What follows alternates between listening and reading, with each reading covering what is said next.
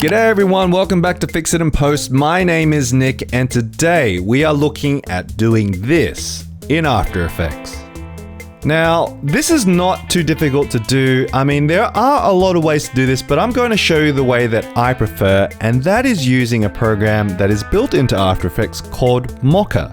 Now, you may not have known that it was there because it's not exactly built into the effects panel. Like, you don't even realize what you're looking for. When you right click, it doesn't come up as a tracking option. But if you go to this menu, you can actually find it and it's sort of nestled in there. It's always been kind of, tucked away, a little bit of it's like black magic voodoo kind of program. I don't really understand how it all works, but the more that I use it, the more fascinated I am about how great this program is.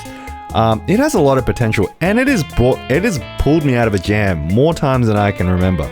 So let's get started. But before we do that, let's go through a little bit of a slideshow basically about what Mocha is. So what is Mocha? Essentially, it is a planar tracker. So what does that actually mean? It tracks the sides of planes.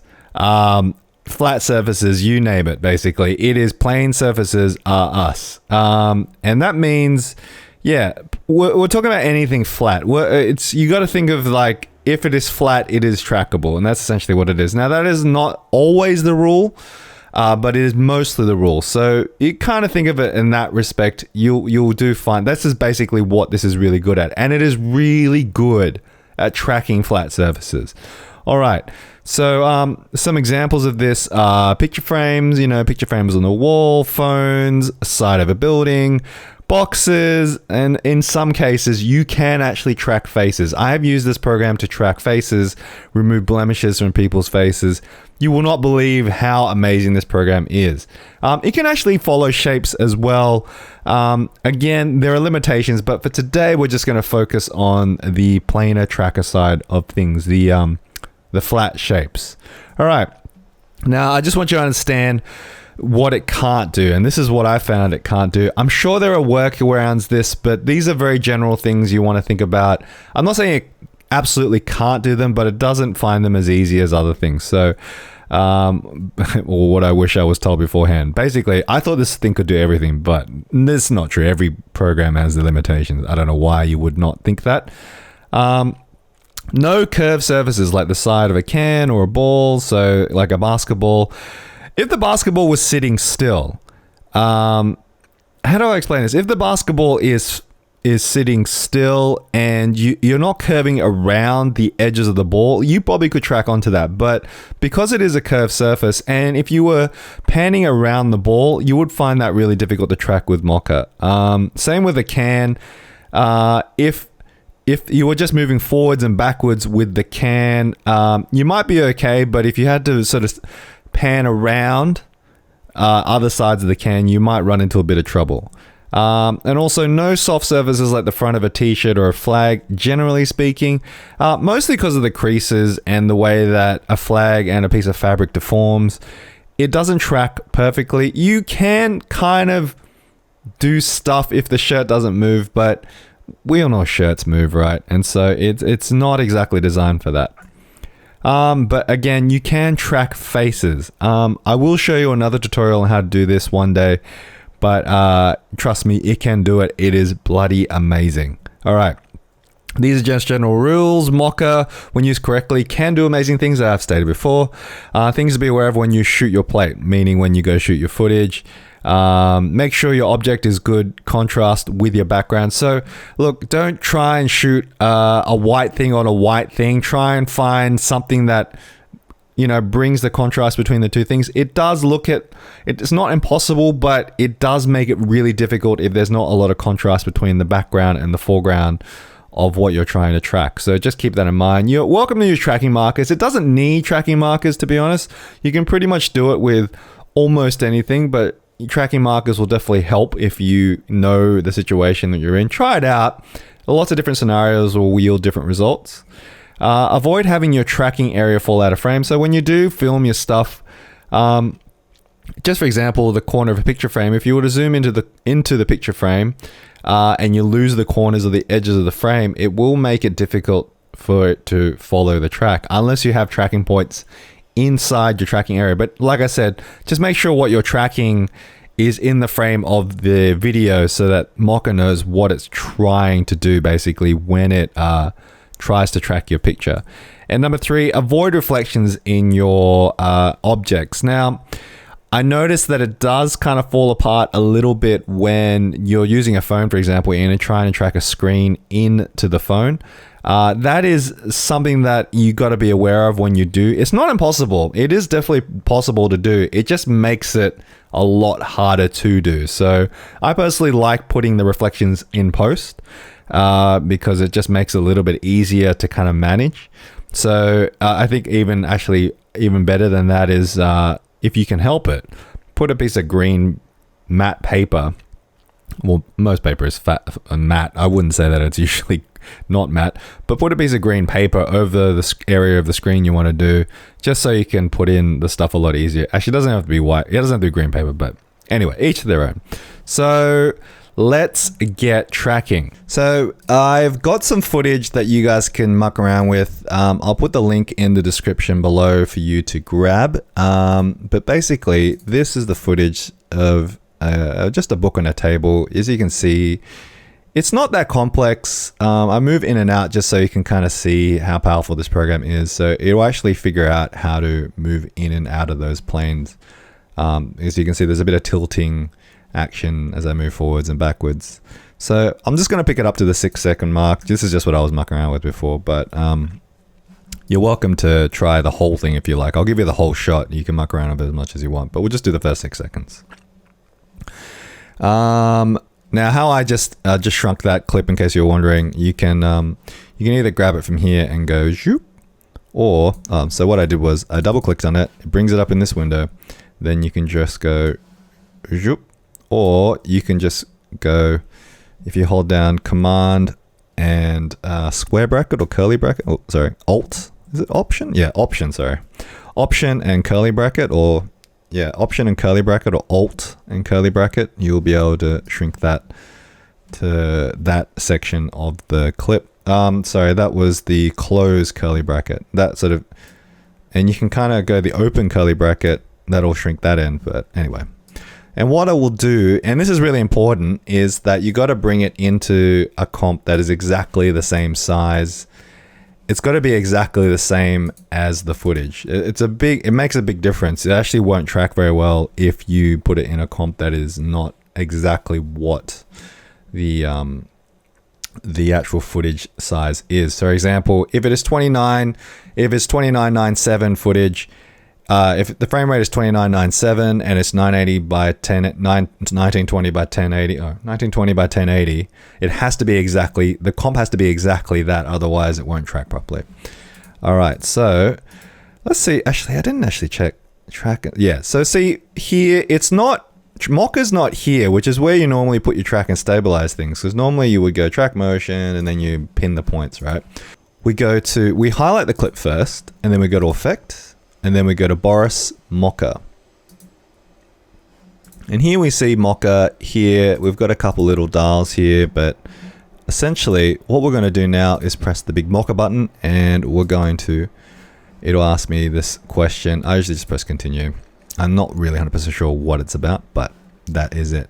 All right, so this is the Mocha window. I'll just sort of briefly help you understand what is going on here.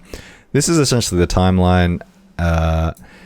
This is the track forward, track backwards, but track forward, track forwards, track backwards, and this is the stop button. These are some, actually, you'll see what these are in a second. Essentially, you can pick how you want it to track. You want to follow you want to give you transformation, scale, coordinates, rotation coordinates, skew coordinates, and also in our case, we want to include perspective, but by default, only these 4 are on, but you need to click this if you know that plane is moving in perspective, meaning that if it's tilting forwards or backwards, or, it's skewing in a weird way. Okay, so what we're going to do is pick this tool here. It's called the X-Spline tool, and we're going to just draw our first corner. So what we're going to do is just pick a corner here, and that's our first track point. Now we want to pull this down and go to the X plus button here. And with that same layer still selected, we're going to make sure that's still selected. We're going to pick another corner. And when I finish my corner, I right click to make that, to close that loop. And we'll go to another one. So pick that again. Pick another corner and right click to click that loop. And one more time, we're going to click this last corner and right click to close that loop. Now, what we're also going to include is this. So what I just did was I just turned this little thing, this little S logo on. It's called Show Planar Surface. Now we're going to just drag it roughly into the corners of this piece of paper.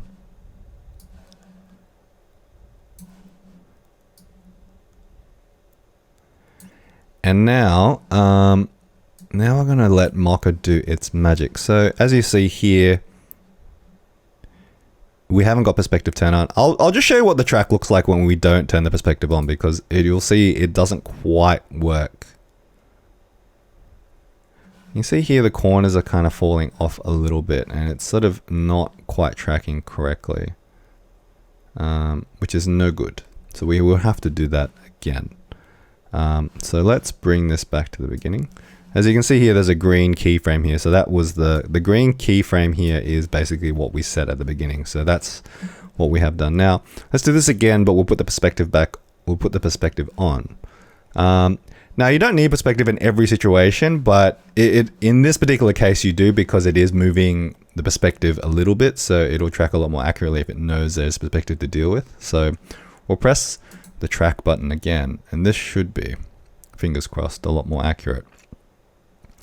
See here, it seems to be hugging onto those corners a lot better. It still comes off a little bit here, which I'm not happy about, but for the most part, it should work. All right, so that is essentially it. It looked all right to me. I don't think there was too much, apart from the top here, I didn't really like, but I think we'll be okay because we're not going to crop our image isn't going to go all the way to the top anyway. It's just going to focus in the center. So let's exit out of this and we'll just save. Now we're going to create what goes inside this piece of paper here. So what we're going to do is we're going to create a solid, and we're also going to create the text. Actually, before we even do that, let's create a circle, and I'll show you why we need a circle, because this is actually quite important. Now, I haven't found a workaround this problem. It is a bit of a quirk with Mocha, but essentially you create a solid that is exactly the same size as your comp, and then a circle for another is, I'll actually make a null object as well. So you can go new null object, and I'll parent the shape to the null object. This will come apparent in a second. So what I'm going to do is I'm going to pre-comp all this. So we'll go, how do we pre-comp in this thing? I use all the shortcuts and I can never remember how to pre-comp in this thing. Pre-comp, where the heck is pre-comp? Edit, layer, pre-compose, there we go. I forget, I do this all in shortcuts now, but I should set up a shortcut list so you guys can follow along. We're just going to call this text, and we'll just turn this off for a second. Now, what we're going to do here is go to tracking data, and you're going to click on this button. So go create track data, and make sure you click this little cog here. It's not obvious you got to click it, but you got to click this little cog here and press OK. Now that'll put some tracking data on your actual footage here, but don't worry about that. Now, what we're going to do here is go to this bottom thing, and it should go corner pin. You could put corner pin support motion below. I actually think that's a better option. And then we're going to make sure that we're going to assign it to the text layer that we just created. And again, really important that you make sure that this pre-comp is exactly the same size as your actual comp. So that's a big deal. All right, so let's apply the export. Now, as you can see, it is tracked exactly onto the thing. Let's even play it back and have a look. So it's not looking too bad, right? I actually think that's a pretty decent track. Now, as you can see, The reason being why I put that circle in there is because you can clearly see that it's warped it. It's squished the edges, because that corner pin effect is cool, but it does squish those edges. And I suppose there is a better way to do this, but I haven't figured it out yet. Maybe this is something I got to look into, but for the most part, this is what I do. So it's a bit of trial and error. And what I'll go is go into the comp and I'll unlink this scale property. And I think because it's tall, right? Because it's tall here and here, we're going to have to squish it down a little bit. So let's squish it down just a little bit here. And we'll just get it until we see, that's not bad. Maybe a little bit, maybe just a tad more. Yeah, I think that's a pretty good circle. So now we know what the ratio is roughly to try and get, actually it still looks a bit squished, doesn't it? That's probably better from that angle. That looks more like a circle now. So it is yeah, that looks pretty good actually. That's quite accurate, I think. All right. Now what we can do is, this is now where we can get to the fun stuff. So let's add in some text here. Fist. That's a Freudian slip. Fix it in post. Oh, where's it? Don't fix it now. Fix it in post. Let's make that black. Make it a sexy black. Now, we'll just turn off the circle for now. As you can see, if we bring it back, you'll see that it's skewed, which is not what we want. And I actually do want to make it a bit taller, so let's just fix it in post. I know I'm going to make it quite tall, like I want it to almost go to the edges. But what I'm going to do is, alright, so we'll position it roughly where I want to be. I'll turn off the circle, or roughly where I want to be. Now what I'm going to do is hold shift and then pick whip this to the null object. And what that's going to do is inherit the properties of this null object. And that means I can scale it up and it will be in the right ratio. So if I turn off this white layer, and I'll just turn on this alpha so you can see it, it should actually just sit on top of the paper. So let's have a look. Right. It's not bad. That's actually tracking pretty good. Now if you want to add a little bit of extra zhuzh, you can turn on the motion blur. I don't actually notice it in this particular shot. We're not moving enough to really justify it, but it is there. So let's have a look, see if we can have a look at it in full res. Yeah, it looks pretty tight. The only thing is the words are super crisp compared to the footage, and that's just my crappy little lens that I've got on my camera, but you get the basic idea. I mean, you can just add a blur to it if you want to really just make that a little bit more special. But the cool thing now is that now this is all set up, I mean, we can basically go to town. We can just pick a typewriter effect. I mean, I know you guys are loving the typewriter effect, but you know what I'm saying. Anyway, so, but I mean, it's kind of cool. You can just kind of animate whatever you like. And you can obviously just easily change the text if you need to. So yeah, it's a pretty neat trick. I really like this plugin because it is actually one of the best tracking tools I've ever used. It is really it's kind of good for certain situations, and you can kind of see where this could come in really in a real useful situation. Like, it's different to the 3D tracker that's built into After Effects. This is for a completely different tool set that you can kind of use. So anyway, yeah, I hope that's helped. I really appreciate you guys watching the channel. Let me know what kind of stuff you want me to try and figure out next. I'm going to do a few more Mocha tutorials on a few different things, because it was something that I was struggling with when I first started. And to be honest, there wasn't a lot of information about Mocha and After Effects. So I would love to share with you everything that I know, because sometimes it just doesn't make any sense. It is like voodoo to me. But I love this little plugin because it does a lot of cool things.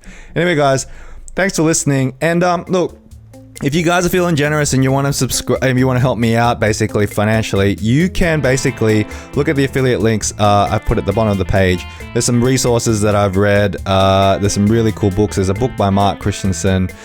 Basically, he goes through how it was a book that I read when I was a much younger man that basically pushed me into a lot better After Effects. I mean, it's one book that I definitely accredit a lot of my abilities now, because he lays the groundwork for how to basically make good stuff in After Effects.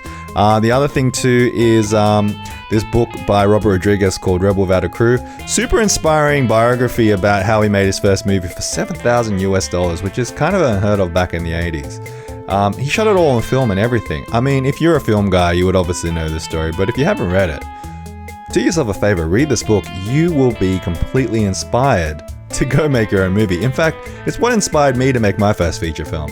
Now, granted, my first feature film didn't get Sundance and make a ton of money. But guys, it can be done, and it can be done cheap. Anyway, guys, thanks for listening. You guys are great, and I'll see you next time.